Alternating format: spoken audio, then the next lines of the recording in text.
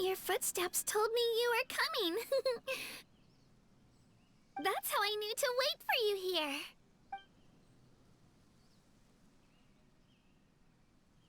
Morning! Heading out on a new adventure? Could you bring me along today, too?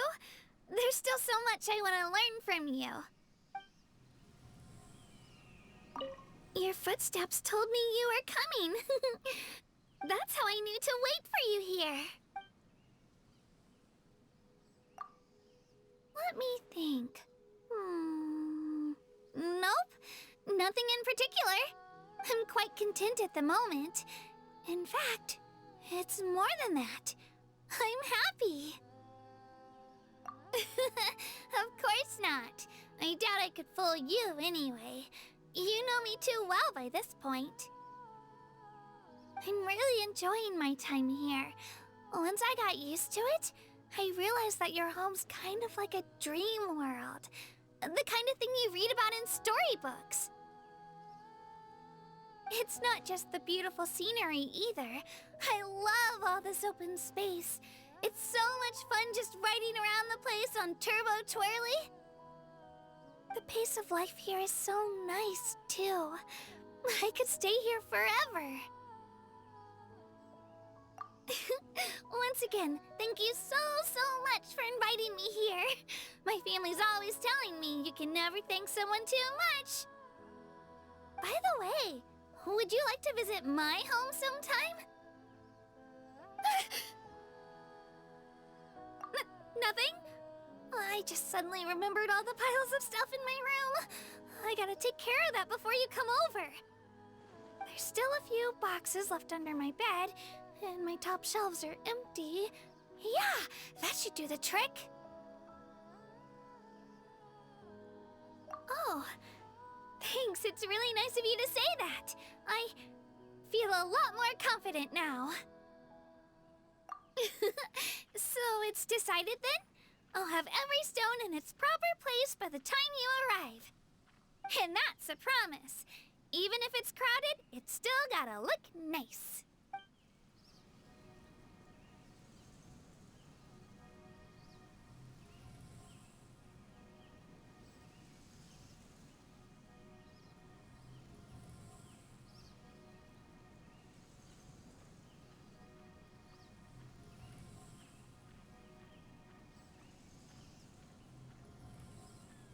If we've got nothing else to do, why don't I tell you a story?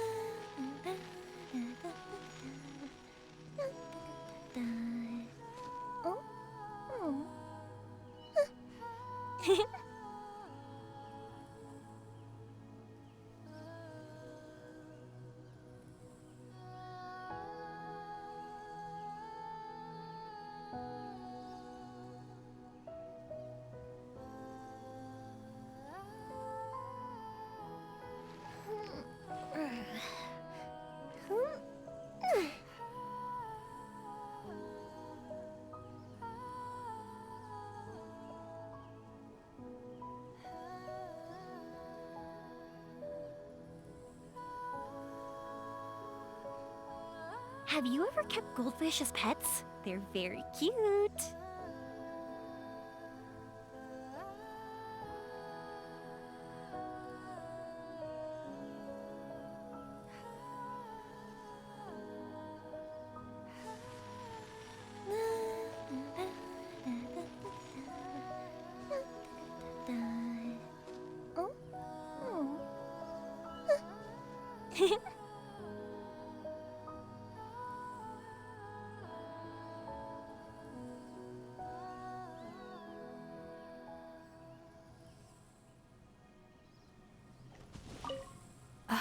air here is so peaceful and calming.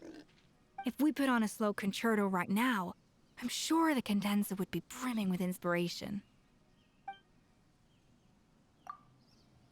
You know, it almost feels like coming home. No picky customers, no reputation to uphold. Here, I can cook whatever I feel like. It's a nice chance to try out some new things from my list. Just to be clear, you are gonna set me up with a purpose-built kitchen here, right?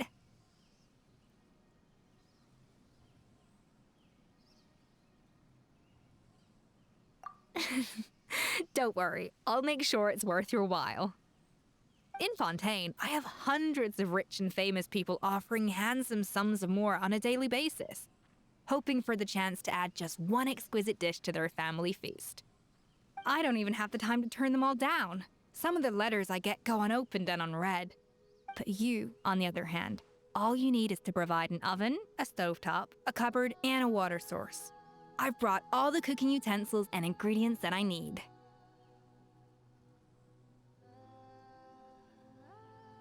No one else in all of Fontaine, or even all of Teapot, could hope for the special treatment I'm offering you. And all I ask in lieu of a salary is that you give me a thorough and honest review of each dish once you've had the pleasure of consuming it. Oh, don't worry, I trust you. You have good taste, and I have full confidence in our culinary compatibility. So you set up the kitchen however you like. Once I get to work, I'll be right in my element.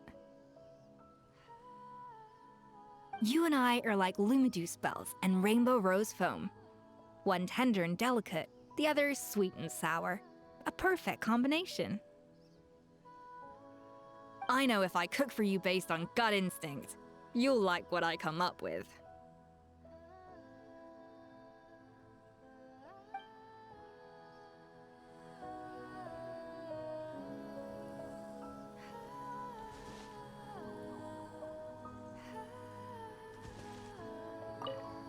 The air here is so peaceful and calming. If we put on a slow concerto right now, I'm sure the condenser would be brimming with inspiration.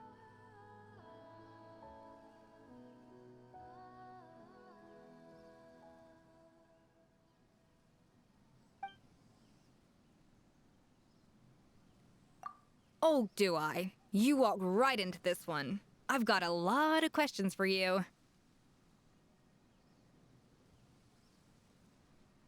Relax, I'm just curious about you, that's all. You're the most widely traveled out of all the people I know. The things you've seen, the battles you fought. I don't know anyone else whose experience comes close to yours. So my question is, out of all the food, or maybe food-adjacent things you've encountered on your travels, is there anything out there that's made you curious about how it might taste? Oh, not that I'm trying to encourage you to just start licking everything you see, of course. It's just, I want to challenge myself. See if I can replicate some really obscure or outlandish flavors using substitute ingredients. Basically, if there's any flavors in the world strange enough to pique your curiosity, then trying to imitate them has gotta be one of the most technically demanding challenges in all of precision gastronomy.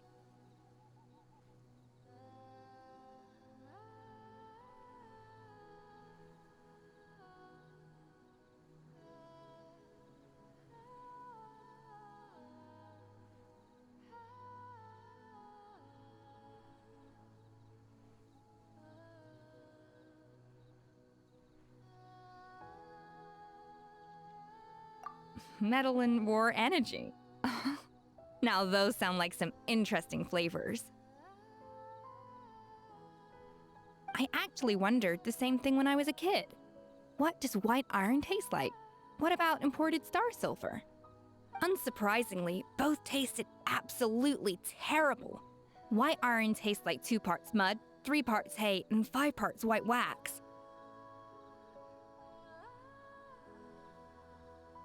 Star silver actually had notes of snow and ice, but it was like snow and ice mixed with lime wash paint.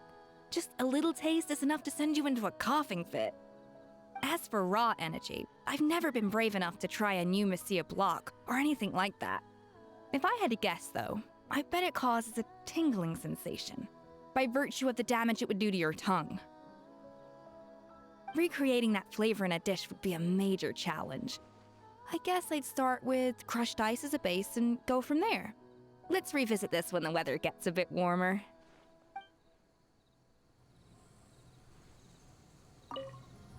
Your footsteps told me that's how I knew to wait for you here.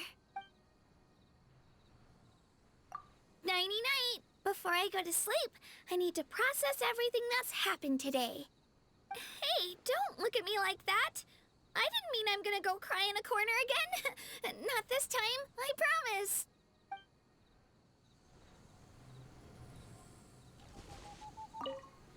The air here is so peaceful and calming. If we put on a slow concerto right now, I'm sure the condenser would be brimming with inspiration. All right, good night. I'm gonna wait till you're soundly asleep and then start cooking. Whichever dish smells good enough to coax you out of your dream state and back to reality, that'll be our main course for tomorrow.